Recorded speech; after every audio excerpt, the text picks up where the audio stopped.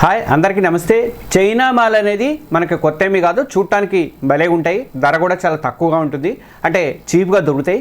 కానీ వాడటం మొదలు పెట్టాక కానీ వాటి అసలు కథ అనేది తెలియదు అనమాట. మన ఫోన్ల నుంచి మొదలు పెడితే ఇంట్లో వాడేటువంటి ఎలక్ట్రానిక్ వస్తువుల వరకు పిల్లల బొమ్మల దాకా అన్నీ ఇదే బాపతుంటాయి. మనమే కాదు, ప్రపంచంలోని చాలా దేశాలు కూడా ఈ చౌకబార్ ఆశలకు పోయి ఇప్పుడు తలలు పట్టుకున్నాయి. ఎందుకంటే ప్రాణాలు కాపాడాల్సినటువంటి ఆయుధాల విషయంలో కూడా చైనా ఇదే నాసి రకం ఫార్ములాని ఫాలో అవుతుంది. ఒక్కసారి ఊహించండి, కోట్ల రూపాయలు పెట్టి కొన్నటువంటి రక్షణ కవచమే యుద్ధం వచ్చినప్పుడు పనిచేయకపోతే శత్రువుల నుంచి మనల్ని కాపాడుతుందని చెప్పేసి గుడ్డిగా నమ్మినటువంటి ఆయుధమే ఒక కాగితపు పులిలాగా మిగిలిపోతే పరిస్థితి ఎలా ఉంటుంది?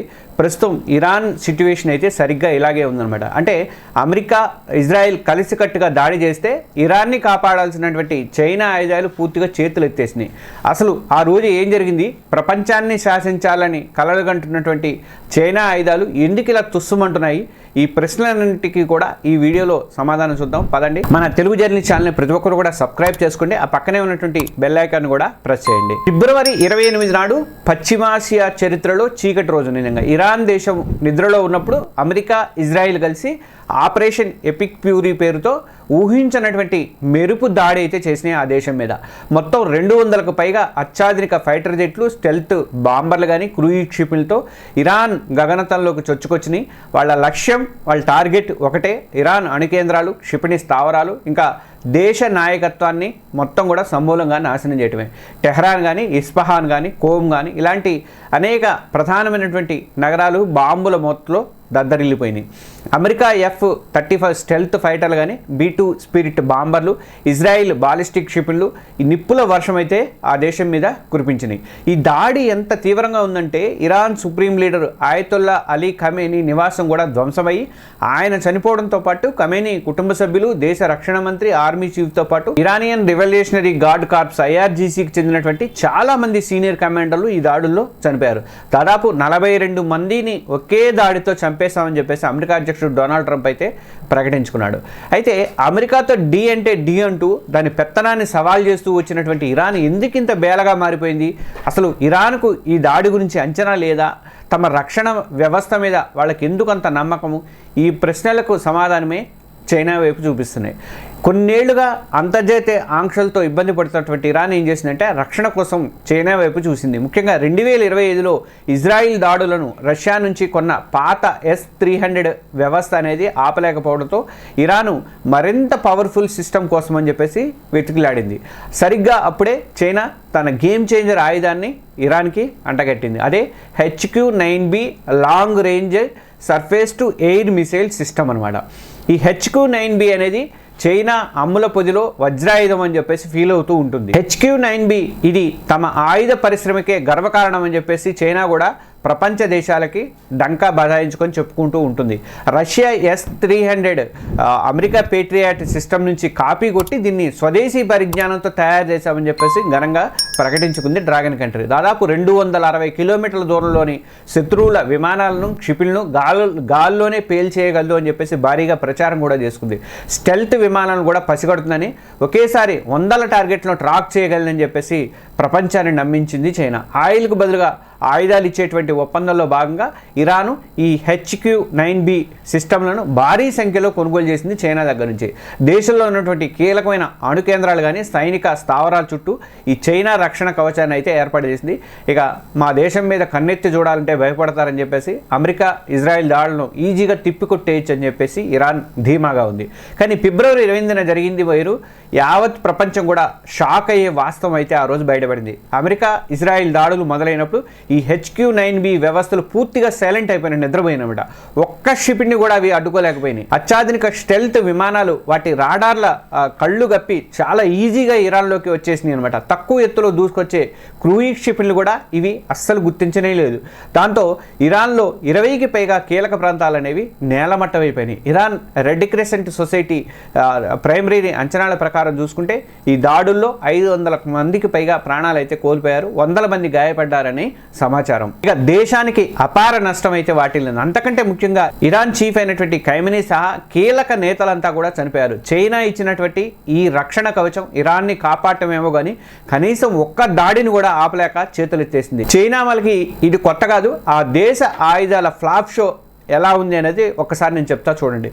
ఇరాన్లో జరిగింది ఏదో యాదృచ్ఛికంగా జరిగినటువంటి ఒక్క సంఘటన మాత్రం కాదండి. ఇది చైనా క్వాలిటీ ఎంత నాసిరకంగా ఉంటుందో చెప్పడానికి ఇది ఒక లైవ్ ఎగ్జాంపుల్. గతంలో కూడా చాలా దేశాలు చైనాని నమ్మి ఇలానే మోసపోయాయి. దీనికి అతిపెద్ద ఉదాహరణ ఏది అంటే మన పక్కనే ఉన్నటువంటి పాకిస్తాన్. కొన్నాళ్ల క్రితం పహల్గాన్ ఉగ్ర దాడికి బదులుగా మన భారత సైన్యం ఆపరేషన్ సింధూర్ చేపట్టినప్పుడు పాకిస్తాన్ పూర్తిగా చైనా ఆయుధాల మీద ఆధారపడింది. చైనా నుంచి కొన్నటువంటి F-17 ఫైటర్ జెట్లు కానీ FM-90 క్షిపణులు కానీ చివరకు ఇదే HQ-9B ఎయిర్ డిఫెన్స్ వ్యవస్థను కూడా వాడుకుంది. కానీ భారత్ దాడులను అవేవి కూడా మన దాడుల ముందు అవేవి కూడా నిలబడలేకపోయినాయి. JF-17 ఫైటర్ జెట్లు అయితే ఇంజన్ సమస్యలు కానీ రాడార్ లోపాలు కూడా ఉన్నాయని బయటపడింది. భారత సైన్యం వాడినటువంటి ఎలక్ట్రానిక్ వార్ఫేర్ టెక్నాలజీ దెబ్బకు చైనా రాడార్లు అస్సలు పనిచేయకుండా మానేసినాయి. HQ-9B వ్యవస్థ అయితే అక్కడ కూడా ఘోరంగా ఫెయిల్ అయిందనమాట. ఆ దెబ్బతో పాకిస్తాన్ చైనా ఆయుధాల మీద నమ్మకం కోల్పోయి టర్కీ వైపు చూడటం అనేది మొదలుపెట్టింది అనమాట. అంటే పాకిస్తాన్ మాత్రమే కాదు, వెనజులాలో కూడా అదే పరిస్థితి అండి. మొన్న ఆ దేశం $బిలియన్ పోసి చైనా నుంచి రక్షణ పరికరాలు కొనుక్కుంది. కానీ అమెరికా నిఘా డ్రోన్లు ఆ దేశ గగనస్థానంలో చక్కర్లు కొడుతున్నా కూడా చైనా రాడార్లు కనీసం కనిపెట్టలేకపోయినాయి. స్పేర్ పార్ట్లు దొరక్క సరైనటువంటి శిక్షణ లేక ఆ ఆయుధాలు ఇప్పుడు తుప్పుపట్టిపోతున్నాయి.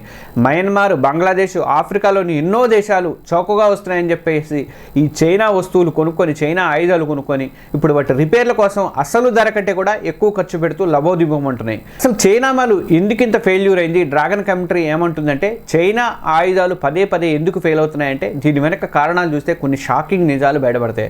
ఫస్ట్ ఏంటంటే ఇదంతా కూడా కాపీ టెక్నాలజీ అండి, నాణ్యత లోపం. చైనా చాలా ఆయుధాలను సొంతంగా కనిపెట్టదు. అది అంత రీసెర్చ్ అండ్ డెవలప్మెంట్ ఏం లేదు దానికి.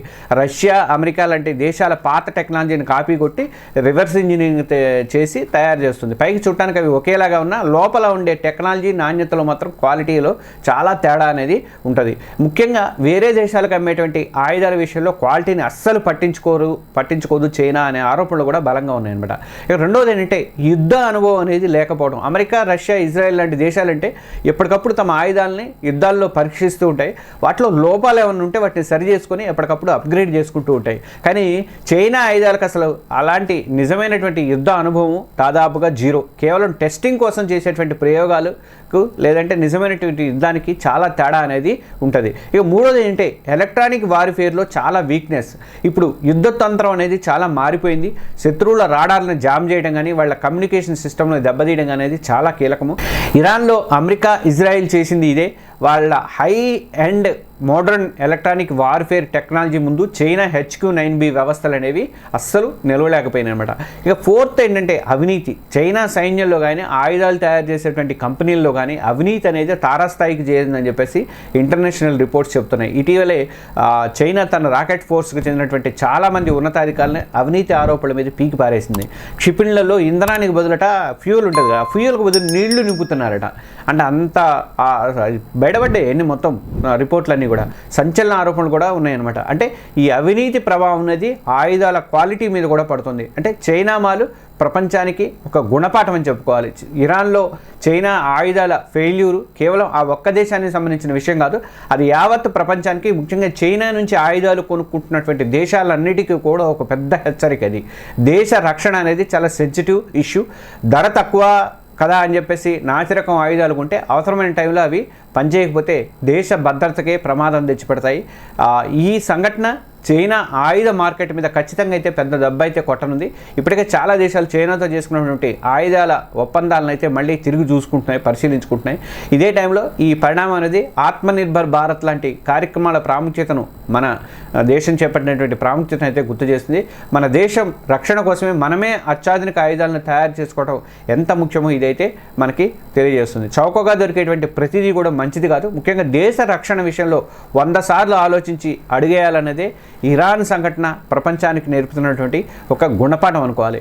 ఈ విశ్లేషణ మీద మీ అభిప్రాయం ఏంటో కింద కామెంట్స్లో చెప్పండి. ఈ వీడియో నచ్చితే లైక్ చేయండి, మీ ఫ్రెండ్స్తో షేర్ చేయండి. ఇలాంటి మరిన్ని ఇంట్రెస్టింగ్ టాపిక్స్ కోసం మన తెలుగు జర్నలిస్ట్ ఛానల్ని ప్రతి ఒక్కరు కూడా సబ్స్క్రైబ్ చేసుకోండి. మరో ఆసక్తికరమైనటువంటి అంశంతో మళ్ళీ కలుద్దాం. జై హింద్.